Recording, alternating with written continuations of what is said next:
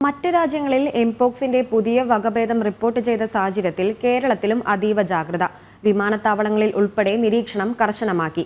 പുതിയ വകഭേദത്തിൽ പാലിക്കേണ്ട മുൻകരുതൽ സംബന്ധിച്ച് പുതുക്കിയ മാർഗരേഖ കേന്ദ്ര ആരോഗ്യ മന്ത്രാലയം സംസ്ഥാനങ്ങൾക്ക് കൈമാറും. എംപോക്സിൽ അതീവ ജാഗ്രതയിലാണ് കേരളവും.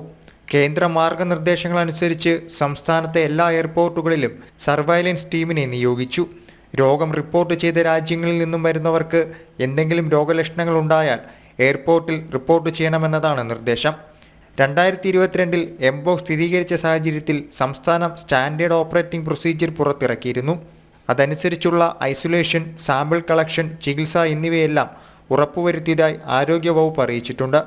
എംപോക്സ് രോഗലക്ഷണങ്ങളുമായി ആരെങ്കിലും എത്തുന്നുണ്ടെങ്കിൽ എല്ലാ സർക്കാർ സ്വകാര്യ ആശുപത്രികളും SOP കൃത്യമായി പാലിക്കണമെന്നും നിർദ്ദേശമുണ്ട്.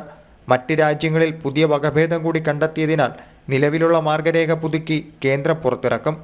രോഗനിർണയം, ലക്ഷണങ്ങൾ, മാനേജ്മെന്റ് എന്നിവ സംബന്ധിച്ച നിർദ്ദേശം കേന്ദ്രം സംസ്ഥാനത്തിന് ഇതിനോടകം നൽകിയിട്ടുണ്ട്.